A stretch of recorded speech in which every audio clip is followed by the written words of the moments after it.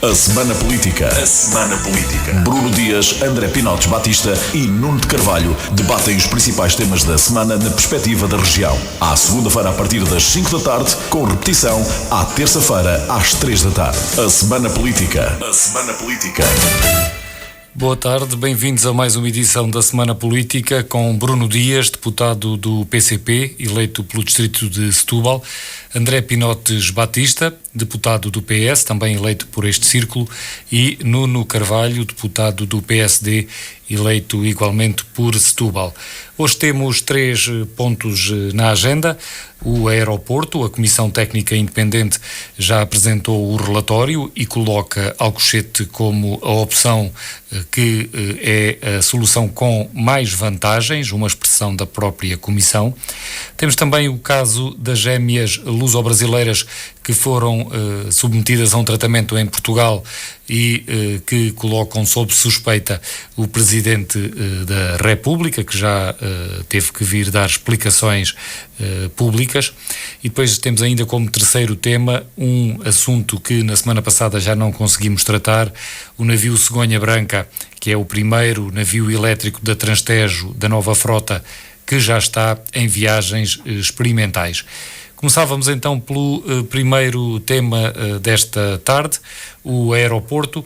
André Pinotes Batista, que notas é que quer sublinhar relativamente às conclusões do relatório técnico? Boa tarde a todos, queria cumprimentar o Francisco, os nossos ouvintes e os meus colegas de painel, o Bruno e o Nuno. Eu acho que, antes de mais, é preciso perceber como é que se chegou até aqui num dossiê que, ainda ontem num programa de sátira, mostrava uma pessoa do antigo regime a dizer em 1971 que ninguém se preocupasse porque em 79 o novo aeroporto de Lisboa estaria decidido e feito. E nós estamos em 2023 e eu queria-me socorrer de uma frase do Pedro Nuno Santos que é lapidar, que é mais vale feito que perfeito. E há de haver um momento onde, para além das 17 mais 8 mais 6 localizações que já foram estudadas, nós teremos que decidir na perspectiva de que não existem grandes obras públicas sem impactos ambientais, económicos, sociais, e portanto aquilo que ao corpo político diz respeito é a decisão pela solução mais eficiente. Esta comissão surgiu, mas tem um histórico e não é antever o que o Bruno Dias vai dizer, mas é respeitar as minhas próprias intervenções plenárias e do meu grupo parlamentar. António Costa, enquanto Presidente da Câmara, e um governo socialista apontaram que Alcochete era a solução mais duradoura e estruturada. Chegados ao poder, em 2015, havia uma decisão e o distrito de Setúbal estava pejado de outdoors do PSD a dizer o Montijo já, o que levou, face ao estrangulamento, ainda antes da pandemia, ser necessária uma solução mais rápida. E essa solução, perante uma ANA que foi privatizada a Vinci, a mais rápida e com menos custos, era o Montijo. E eu diria, como apanhado desta minha introdução, que o estudo não traz grandes novidades. Alcochete é agora, como já era no passado, uma solução estrutural mais duradoura, com mais custos, mais morosa, mas que soluciona o problema durante muito mais tempo. E o Montijo, em si, aparece naquilo que nós sempre dissemos Partido Socialista. Tem menos custos e é mais rápido, e depois tem um conjunto de deficiências que também não fomos negando, nomeadamente face às intervenções que eram feitas pelo Bloco de Esquerda e pelo PCP. Agora, há aqui 2 notas de entrada que são extremamente relevantes. Esta metodologia foi criada porque o PSD foi zigue-zagueando ao longo de todo este tempo e eu não aceito, e não aceitarei hoje, é um bom dia para especificar isto, que o PSD omita o papel de bloqueio tremendo que teve sobre a solução aeroportuária. Quando o PS muda a sua posição, e a palavra é mesmo esta, muda a sua posição para fazer face a uma realidade de constrangimento, o PSD começa por ter silêncio. Depois, quando há uma lei que foi entretanto alterada, que dava o poder de veto aos municípios e que permitiu ao município do Seixal e da Moita, liderados pelo PCP, votar contra este aeroporto e vetá-lo, o PSD recusa-se a mudar essa lei. Depois propõe-se, o ministro Pedro Nuno Santos apresenta uma solução e é irónico comprovar-se que a CTI depois deste ano e pouco de trabalho, vem dar razão a Pedro Nuno Santos. Uma solução dual, qualquer solução dual é mais eficaz, e Alcochete é a solução final, apesar de ter uma cambiância relativamente ao uso do Montijo como dual ou ao uso da própria Portela. A verdade é que veio dar razão àquilo que o despacho revogado de Pedro Nuno Santos dizia. Mas então estabeleceu-se uma metodologia. E eu termino com isto. E depois quero falar mais adiante sobre a alta velocidade e sobre a terceira travessia, mas para esta intervenção inicial eu finalizo com isto. Perante todas as dificuldades e paus na engrenagem que o PSD colocou, perante uma metodologia que exigiu, no sentido de ser feito um estudo robusto que tocasse todos os pontos, quando o resultado chega ao líder do PSD, nomeia alguém com ligações à empresa da Vansi para constituir um grupo de trabalho juntamente com o vice-presidente da Câmara de Cascais, e então constituirão um grupo de trabalho. Ora, isto já entra no domínio da paródia política, ver Pinto Luz e um ex-assessor com ligações ao grupo de interesses que orbita à volta desta infraestrutura, já entra no domínio da paródia. O que não tem graça nenhuma é ouvir as declarações de José Luís Arnaud, destacadíssimo dirigente do PSD, ainda recentemente sentado na linha da frente do Congresso que tornou Luís Montenegro, a falar quase como quem ameaça o decisor público. E aqui finalizo com esta ideia, na garantia que voltaremos a falar da terceira travessia e da alta velocidade. Muito bem esteve o secretário de Estado, Frederico Francisco, quando especificou que ao concessionário que fez o negócio da China com Pedro Passos Coelho e Sérgio Monteiro, não cabe decidir as opções políticas. Uma coisa é não ignorarmos o contexto terrível de privatização que foi criado. Outra coisa é ouvir José Luís Arnaud a sobrepor a voz do interesse económico à do interesse político. Isso é absolutamente inaceitável. De todo modo, aquilo que se deseja é que o Primeiro-Ministro que saia das eleições de 10 de março possa muito rapidamente tomar uma decisão que Pedro Nuno Santos já tinha tomado e que infelizmente foi revogado. E eu passava para Nuno Carvalho, precisamente do PSD. Há aqui muitas coisas que certamente querá comentar, mas eu perguntava-lhe também, Nuno Carvalho, além daquilo que já pretender dizer, como é que vê a declaração de Luís Montenegro, logo após a apresentação do relatório, dizendo que iria criar um grupo de trabalho. Isto é o líder do PSD a procurar ganhar margem para uma decisão política, a tentar manter alguma distância relativamente ao relatório, ou interpreta de outra forma? Bom, muito boa tarde, Francisco Rito, boa tarde, André Pinotes Batista, também ao Bruno Dias e naturalmente aos nossos ouvintes. O líder do PSD, naturalmente que não pode decidir nada agora, em primeiro lugar porque não é Primeiro-Ministro, e em segundo lugar porque o próprio documento que nós estamos a falar ainda vai estar em consulta pública. E não é como se a consulta pública num documento como estes não fosse algo relevante e não fosse expectável ter contributos relevantes. Segundo lugar, o líder do PSD disse que nos primeiros dias após ser governo decide. E portanto eu acho que temos um governo que vai decidir em poucos dias é muito melhor do que a situação que temos tido até agora, em que se passaram anos até haver qualquer decisão. E, aliás, houve até, inclusive, como disse André Pinotes Batista, decisões que, e eu acho que no exterior foi assim que ele próprio disse, que infelizmente foram revertidas por Pedro Nuno Santos. Aliás, é Pedro Nuno Santos por parte de António Costa. E por isso eu acho que temos uma clareza a nível do timing, como o Luís Montenegro disse, que foi, se faça a consulta pública, nos primeiros dias do governo, nós decidimos. Eu acho que isto é bastante claro. Pois, como é evidente, pode-se tentar tirar outras interpretações. Mas a verdade é que, para mim, isto tem um timing, e esse timing significa que nos primeiros dias de governação, ou seja, ainda no primeiro semestre do próximo ano, nós teremos decisão sobre o aeroporto se houver um governo do PSD. Eu acho que isto é satisfatório. E é evidentemente satisfatório do ponto de vista em que nós temos uma infraestrutura que nós temos para o nosso país e que há mais de 50 anos que o país anda a debater e que naturalmente que este atraso todo no seu debate tem levado a que a situação atualmente leve a que haja milhões de euros que sejam perdidos no nosso país por falta de capacidade do aeroporto.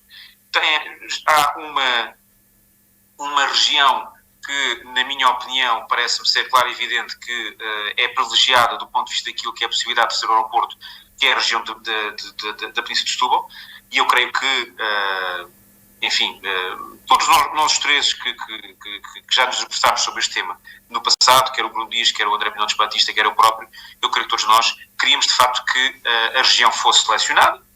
Queríamos, naturalmente, depois que fosse selecionada com os melhores critérios, sendo certo que sabemos que escolher Montijo ou escolher Alcochete não era indiferente, havia opções políticas diferentes desse ponto de vista.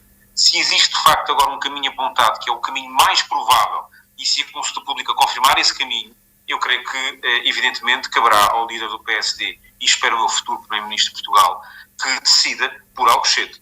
Eu não tenho dúvidas nenhumas que, fosse qual fosse o governo, fosse do Partido Socialista, fosse do Partido Comunista, ou aquilo que eu acho e espero que aconteça, e vejo como mais provável, se não um governo do Partido Social Democrata, qualquer um de nós defenderia uma solução para a nossa região, porque sabemos bem a importância que existe relativamente ao impacto económico de uma infraestrutura destas na nossa região. Serve de âncora para a criação de emprego e fixação de emprego, e serve de âncora para um conjunto de investimentos que teriam sempre que ser feitos atendendo à nossa densidade populacional e às nossas movimentações que existem entre a margem sul e a margem norte, como infraestruturas rodoviárias e ferroviárias que serão necessárias, mas que um investimento como um aeroporto viabiliza com muito mais facilidade investimentos públicos que eram fundamentais serem feitos. E, portanto, para mim, a perspectiva económica de terem que ser feitas algumas infraestruturas, como a de Santa Travessia sobre o Tejo,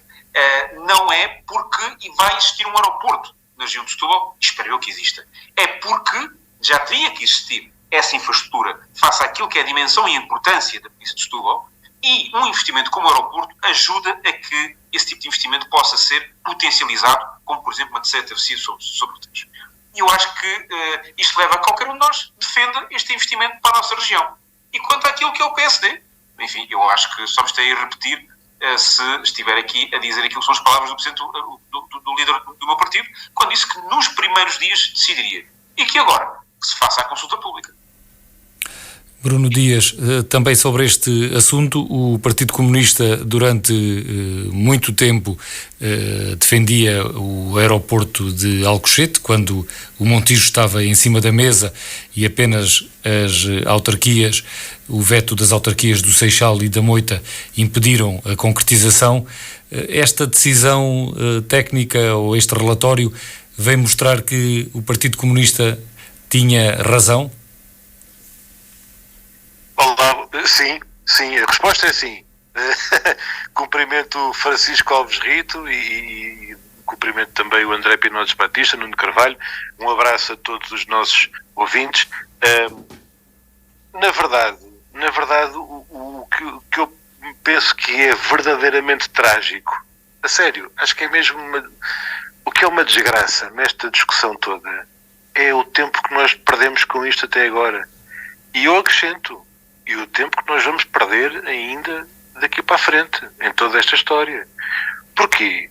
Porque o PSD e o CDS privatizaram a ANA Aeroportos, concretizando aquilo que era o projeto já do PS, no governo Sócrates. Ou seja, o PS, o PSD e o CDS estavam de acordo em privatizar a ANA Aeroportos.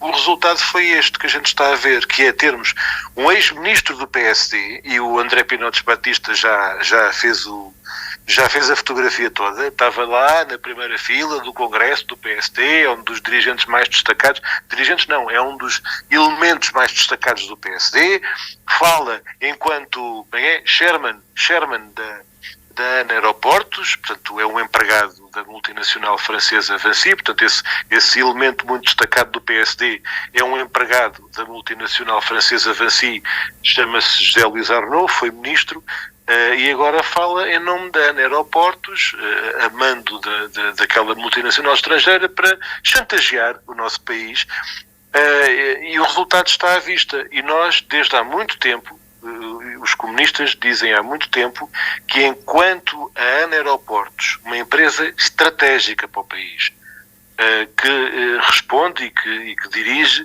uma vertente fundamental da nossa soberania e do nosso desenvolvimento, que são os aeroportos nacionais, a rede aeroportuária nacional, enquanto isto ficar nas mãos de uma multinacional estrangeira, a situação não se vai resolver.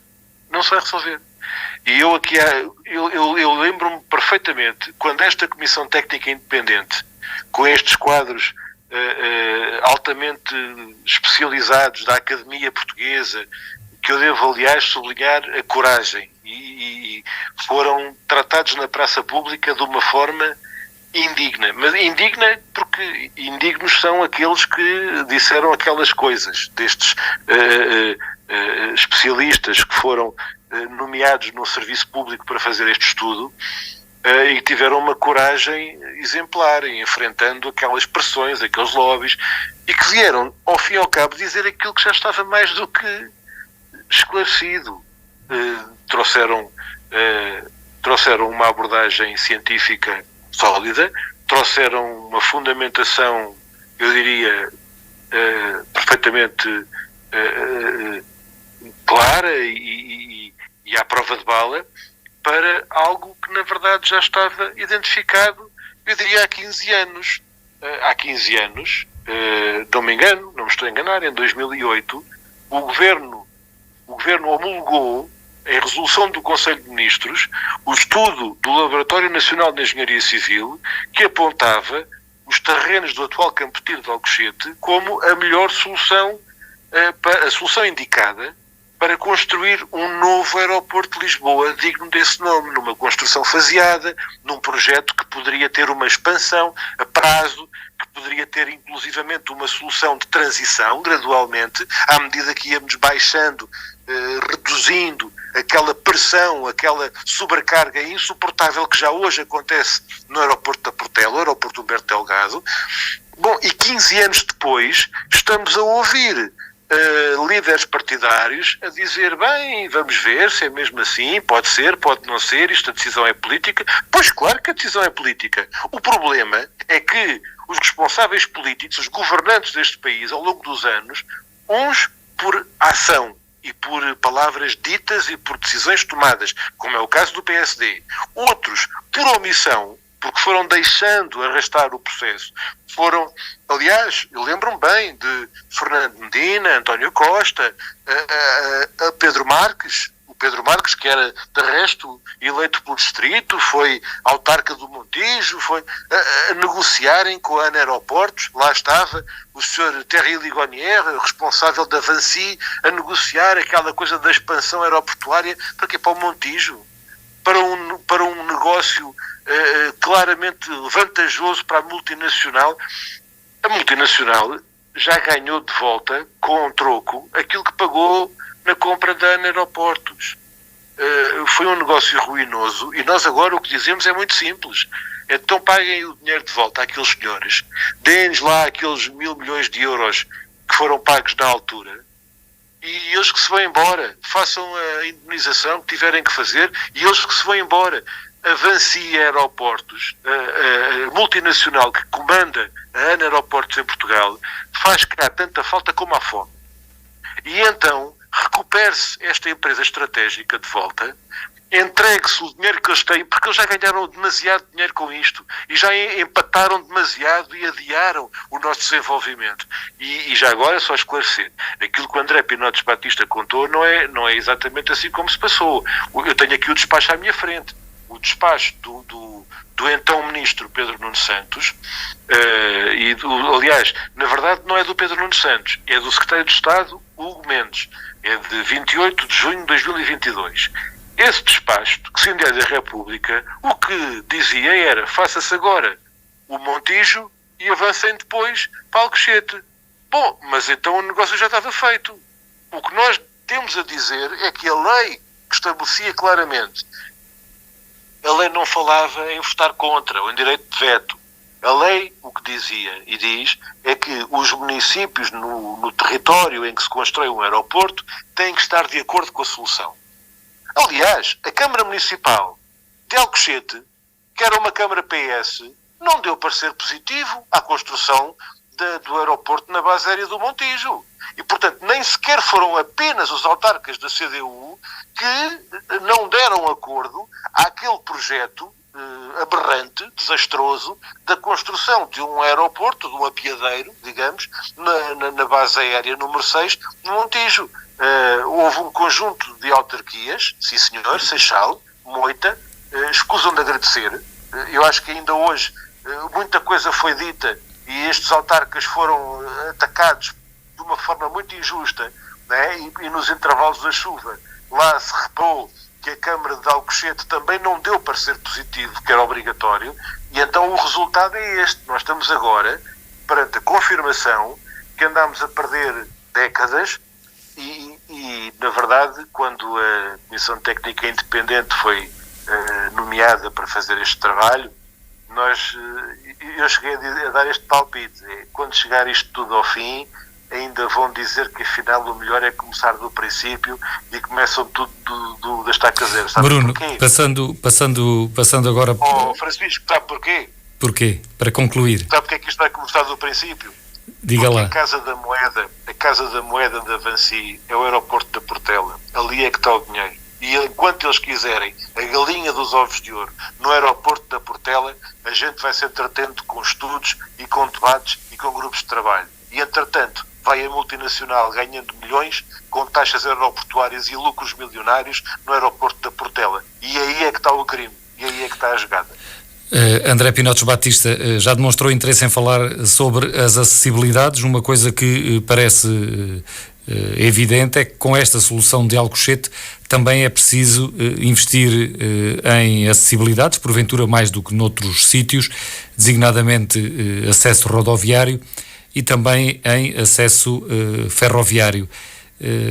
Acha que não é por isso que esta opção de Alcochete deixa de ser a melhor e acredita que com este aeroporto em Alcochete é mesmo indispensável a terceira travessia sobre o Tejo? 3 notas breves para depois ir àquilo que me parece mesmo essencial, que é a terceira travessia e alta velocidade. O Nuno Carvalho dizia que o PSD tem um timing e que é satisfatório, mas há uma coisa que ninguém sabe, é se os eleitores, quando forem chamados a votar, e estamos num período eleitoral, se vão saber qual é a posição do PSD ou não. No dia em que as eleições do PS terminarem, no dia 16 deste mês, vão saber qual é a posição do PS. Na posição do PCP também se sabe. Na posição do Bloco de Esquerda também se sabe. A posição do PSD era satisfatória se a conhecêssemos. Eu não consigo dizer se é satisfatória ou não, porque aquilo que eu vejo, era a segunda nota que eu queria dizer, é que há a escolha de um advogado, Tiago Sousa de Alte, que vai estudar o contrato de concessão e se achar aquele grupo de trabalho que o Luís Montenegro criou, este coordenador do Conselho Económico, do Conselho Estratégico Nacional do PSD, se achar que o contrato pode ser alterado, vão defender Alcochete. Se acharem que o contrato não pode ser alterado, vão continuar a defender o Montijo. E estamos nas mãos de uma opinião de um advogado que faz parte dos órgãos nacionais do PSD, e eu temo, para não sugerir nada que não possa comprovar, eu temo que isto nos leve a irmos a eleições sem saber o que é que o PSD pensa. Mas, uma última nota sobre esta questão dos vetos e dos não vetos, não que não seja factual o que o Bruno Dias disse, mas eu continuo a me espantar muito porque é que o PSD exigiu uma alteração à lei faseada no tempo, depois aprovou-a e fingiu que nunca a aprovou. Ao contrário do que o Bruno Dias disse, é como está escrito na lei e continua a estar, já não é, era como estava escrito na lei àquela altura. Tivemos um debate e nós aqui. Sim, estava na lei e o PS e o PSD alteraram. Exatamente. Eu sei, Bruno, nós quando estamos nestes debates nota-se perfeitamente o que é o que os ingleses chamam honest miss, um erro honesto ou um erro manhoso. Esse erro obviamente era um erro honesto, até porque permite dizer o que acabaste de dizer, que o PS e o PSD alteraram, e ainda parte do PS nós assumimos que fizemos essa alteração, temos uma diferença de visão. Agora a parte final, que é a parte que é mais importante. Eu não admito que contabilizem a terceira travessia e acho que isso deve unir todos os partidos no distrito de Setúbal. Não acredito que seja que devamos permitir Não é? Não acredito, não devemos permitir que se contabilize a terceira travessia como um custo de um aeroporto. Pelo contrário, a terceira travessia está plasmada assim no Plano Ferroviário Nacional, mas também já foi dito publicamente pelo Conselho Superior de Obras Públicas que é a peça principal que falta para a rede de alta velocidade.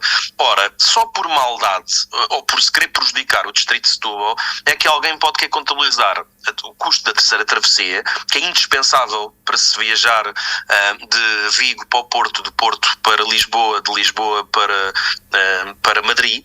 É indispensável haver terceira travessia. Portanto, se estão a contar duas vezes o custo de uma infraestrutura, o que ela custa para a alta velocidade e o que ela custa para servir uma infraestrutura aeroportuária. Isto é de uma profunda desonestidade. Se aquilo que tivéssemos a discutir fosse o marginal inerente a podermos ter lá tráfego rodoviário além de ferroviário, muito bem, existiriam 5% do custo da terceira travessia que podiam ser imputados à questão do aeroporto. Mas se assim fosse, eu diria, medindo as palavras, era muito baratinho. Era mesmo muito baratinho. E, portanto, para termos alta velocidade, temos de ter uma terceira travessia. Essa terceira travessia, por questões económicas, sociais, ambientais e de localização geográfica, latitude e longitude, tem que ser no corredor Chelas-Barreiro. Ela não vai servir o Concelho do Barreiro, vai servir toda a área metropolitana de Lisboa, todo o país e a Península Ibérica, e portanto eu não vou permitir que ninguém contabilize duas vezes o custo de uma infraestrutura, quando na verdade se devia contabilizar ou vez nenhuma ou metade. Eu, quando vou fazer uma intervenção no meu carro que me resolve dois problemas, eu não a conto duas vezes, eu conto é que o mesmo André, ficou muito claro o seu raciocínio. Esta matéria e unir todos os partidos. Ficou claríssimo o seu raciocínio, e a perguntar agora ao Nuno Carvalho se também concorda com esta forma de ver o investimento e também concorda com a defesa da necessidade da terceira travessia sobre o Tejo. Nuno Carvalho.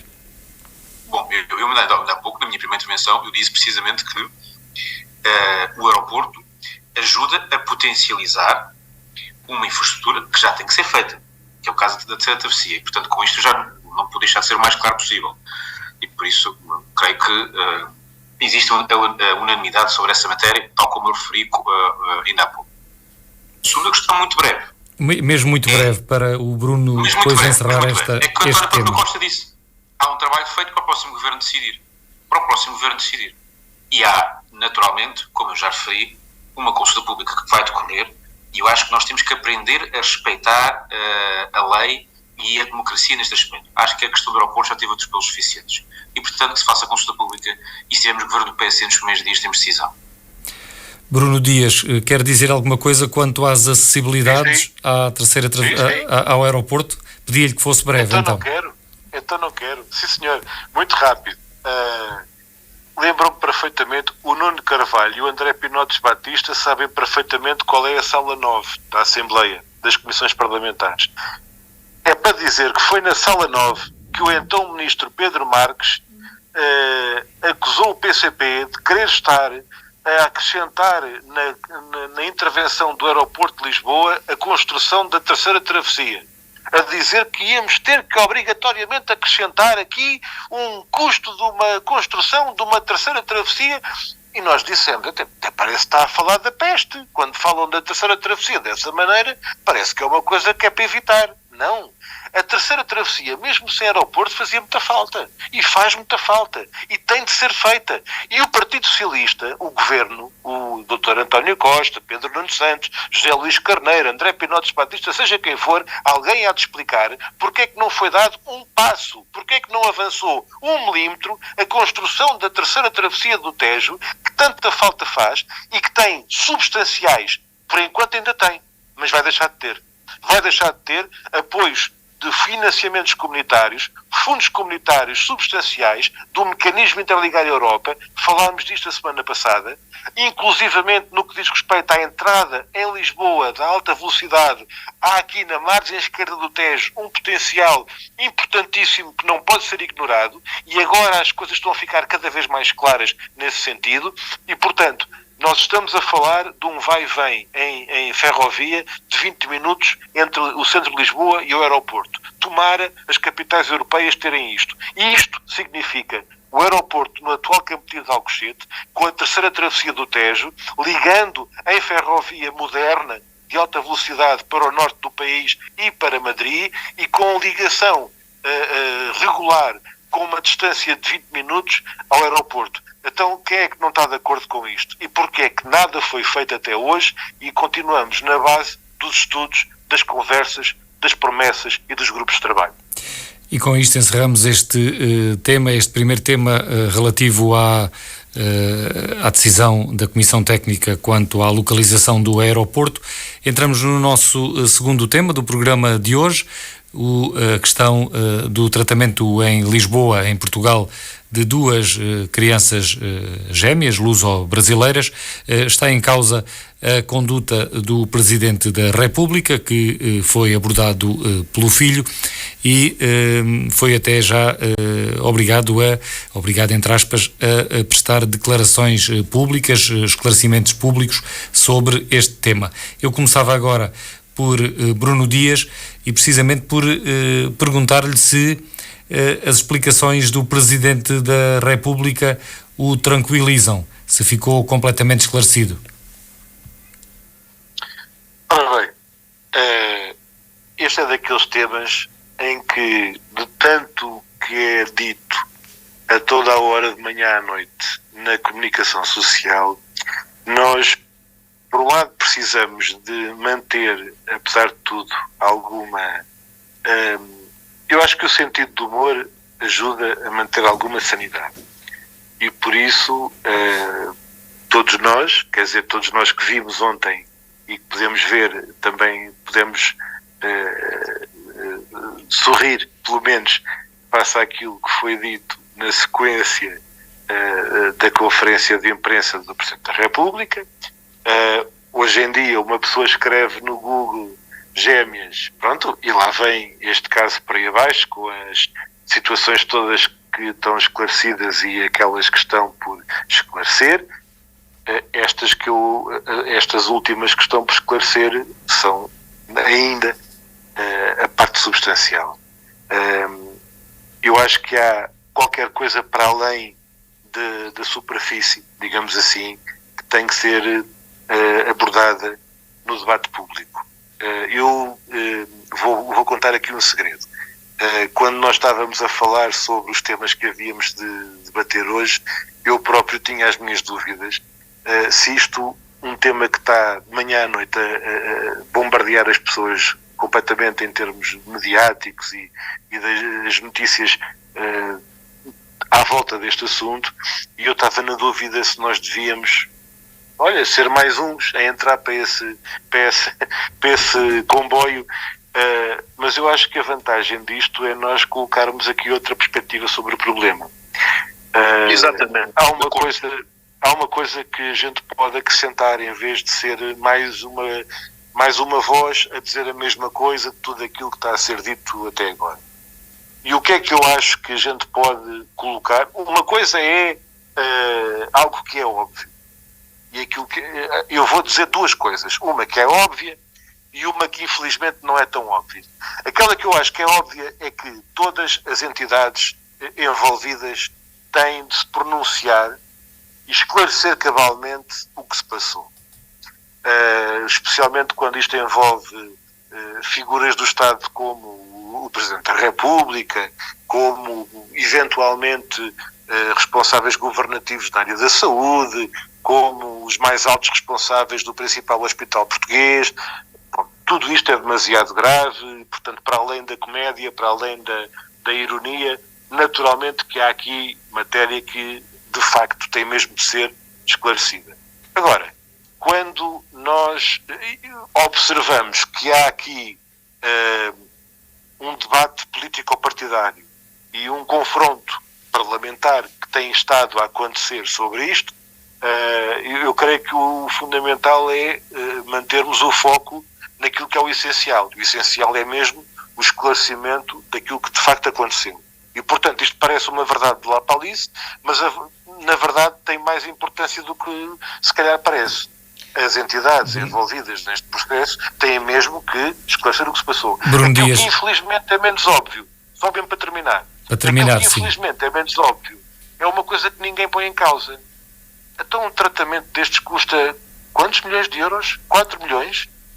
As multinacionais deste setor colocam estes preços naquilo que do ponto de vista científico não está apontado como uma inovação e algo em que os custos de produção estão àquele nível dos preços que são praticados, e nós aceitamos de forma acrítica aqueles preços e aqueles valores, e agora a única discussão brasileiras e se são gêmeas ou se são portuguesas e se são filhos únicos aqueles que têm acesso a este tratamento. Ficou essa questão, sim. Então, mas porquê é que estes preços e porquê é que estes valores nestas empresas multinacionais, nestes grupos económicos, estão efetivamente a ser praticados a este tipo de montantes?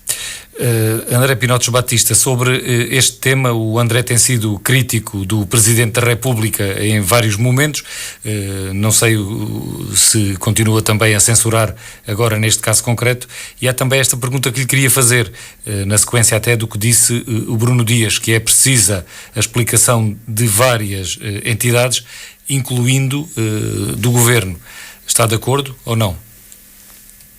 Estou de acordo, e aliás eu queria sublinhar uma coisa que o Bruno aqui disse.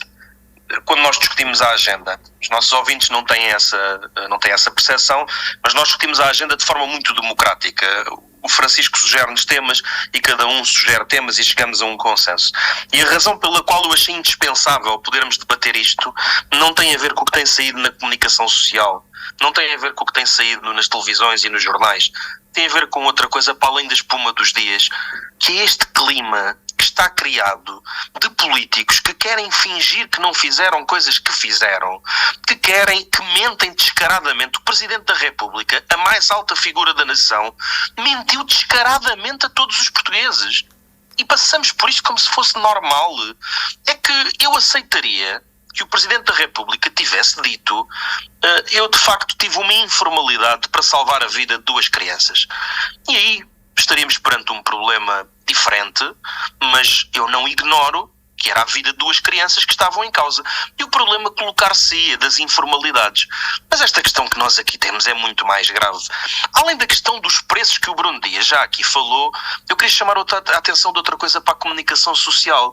O que está aqui em causa não são aquelas crianças. Parem de as filmar e parem de as expor. É o caso que interessa aqui, da forma como as coisas se processaram. São as mentiras que interessam, que é uma coisa que me tem arrepiado. Mas há uma nota final sobre tudo isto. Que um chefe de Estado, uma figura que não existe, mas para todos os ouvintes perceberem do que nós estamos a falar, chega ao ponto de, depois de ter demitido ministros, ter movido uma estrutura de influência para usurpar, entre aspas, funções que não eram dele, se veja agora agrilhoado na própria prática, perdido no seu próprio labirinto, deve-nos preocupar. Eu hoje não quero criticar Marcelo Rebelo de Sousa, quero exprimir publicamente a minha pena, a minha condescendência e a minha compaixão por ver Marcelo Rebelo de Sousa preso nas paredes que ele próprio ergueu. E eu termino com esta ideia. Esta gente está a dar cabo disto tudo. Os políticos que têm uma vida normal, que são pessoas normais, que cometem erros, que acertam, que falham, não vão conseguir subsistir neste clima onde o que conta é a percepção. Nós estamos a criar uma classe política que não vai decidir, que não vai reformar, que não vai dizer a verdade, a troco do quê? De terem uma boa percepção pública. E desengane-se André Ventura, que nem ele, que agora lucra com isso, no futuro vai lucrar. E, portanto, este caso das gêmeas, a importância maior que tem é percebermos como é que os políticos estão a destruturar a nossa vida política e a nossa democracia.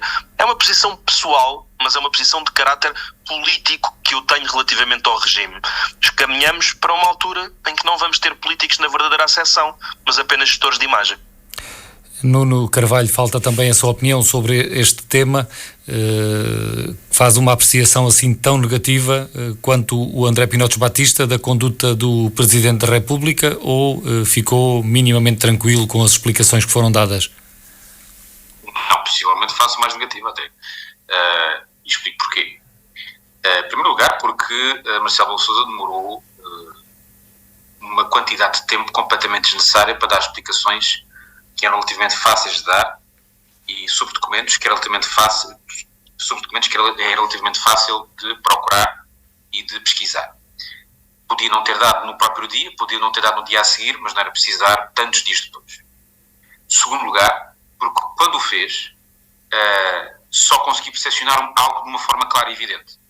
Assumiu como assessor da Presidência da República, contactou um hospital, levou uma resposta negativa desse hospital, creio até por mais que uma vez, e depois dessa resposta negativa, reencaminha o caso para aquilo que ele diz ser normal, para o Governo.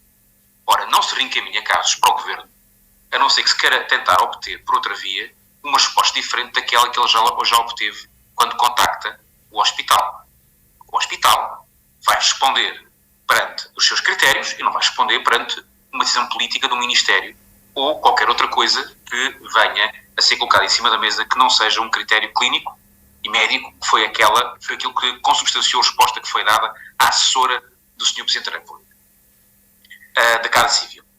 Depois, a seguir a isto, o que assistimos é algo que eu creio que é gelo demasiado fino, que é o Sr. Presidente da República facultar um conjunto de documentos ao Ministério Público, não faculta estes documentos à comunicação social nem aos portugueses, mas fala ao Ministério Público.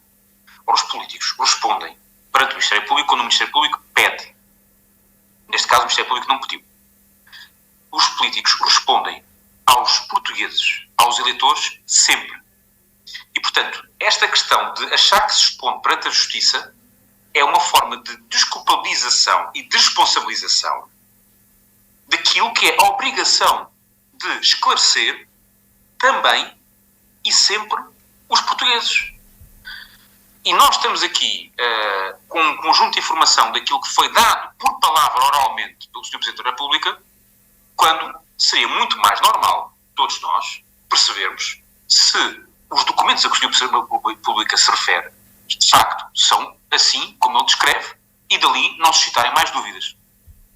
E esta forma e esta informalidade no que diz respeito a documentos verificou-se depois também quando Marta Temido fala nos documentos que pediu, a não ser que tenha pedido como deputada e que eu tenho dúvidas, quando Lacerda Salles diz que não tem documentos e que, portanto, no caso dele não tem documentos, mas que estará sempre disponível para responder perante o Ministério Público se for chamado.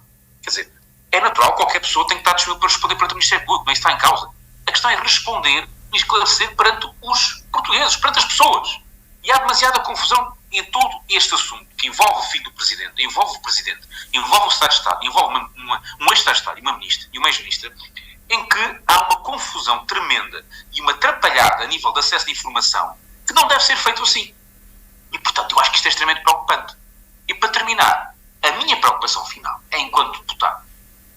Quando eu acho que o Sr. Presidente da República traçou uma linha demasiado cinzenta, demasiado turva e pouco clara, quando ele decide, ele próprio, perante um caso que está a ser investigado pelo Ministério Público, ele entregar os documentos que não são do Presidente da República, não são de Marcelo Rebelo de Sousa, são da Presidência da República. E os documentos e a informação que sai da Presidência da República, ou que o Sr. Presidente da República decide entregar ao Ministério Público, da forma como ele o fez, é gelo fino, porque constitucionalmente, quando há a necessidade de investigar o Presidente da República, essa investigação deve ser autorizada pelo Parlamento. Eu não estou a dizer que o Parlamento devia autorizar. Eu estou a dizer que o Sr. Presidente da República teve uma iniciativa em que ele devia ter pensado duas vezes. Se há essa necessidade, faz-nos levantar dúvidas se de facto, se há essa necessidade de entregar estes documentos e se há tão pouco esclarecimento, faz-nos levantar dúvidas se de facto deve ou não existir uma investigação sobre o Presidente da República. Isto só intensifica essas dúvidas.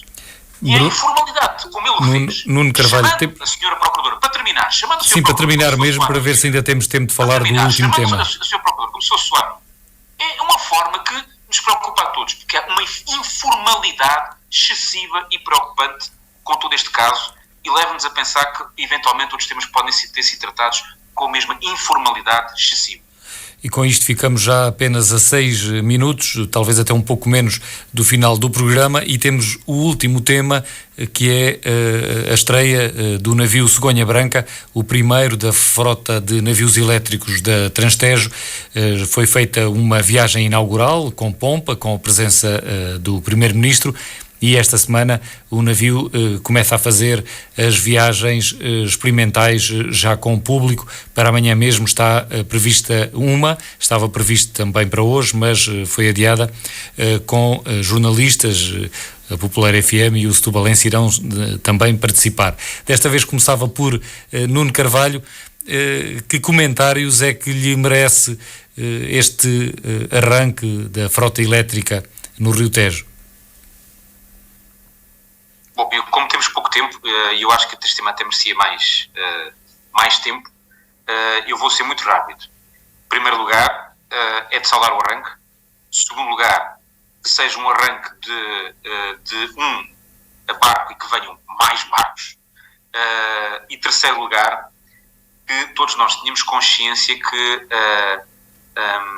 o problema da travessia, de atravessar o Rio Tejo, por assim dizer, não se cinge apenas à ligação fluvial, como ainda há pouco falámos todos nós, é um problema que é referente a um sistema de transportes públicos, e por isso eu creio mesmo que uma discussão séria sobre este tema, sem ser apenas saudar e ficar satisfeito enquanto cidadão que reside na Península de Setúbal, ficar satisfeito por ver este avanço, que era mais do que necessário, ainda que o timing, já discutimos no passado, não era desejável, creio, por nenhum de nós, mas independentemente disso, ficar satisfeito. Sobre a necessidade de olharmos para este avanço naquilo que é um sistema de transportes públicos, que de facto teria muito mais para falar, eu acho que seria impossível em tão pouco tempo. Sim, é verdade. Voltaremos certamente a este tema, mas agora vamos dar a oportunidade. Obrigado, Nuno.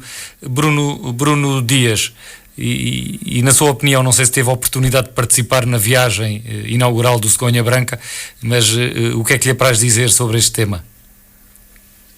A viagem inaugural do Cegonha Branca realizou-se quando nós estávamos todos no plenário da Assembleia, julgo eu. Exatamente, tratar o orçamento. Não sei se algum de nós faltou ao plenário para ir para o Cegonha Branca, mas acho que estávamos todos na Assembleia.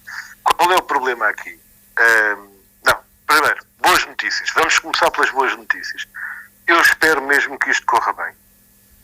E eu digo isto de uma forma muito sincera. O João Pedro Matos Fernandes, o antigo Ministro do Ambiente, fez o favor, ele quis, ninguém lhe pediu, ninguém lhe perguntou, ele quis dizer na Comissão Parlamentar que o PCP chamou-lhe a atenção, quando ele tomou posse como Ministro, que era preciso renovar a frota da Transtejo, que era mesmo urgente, e depois daí para a frente, a forma como o assunto foi concretizado e como o processo foi tratado, devia ter sido feito de outra maneira, já dissemos isso.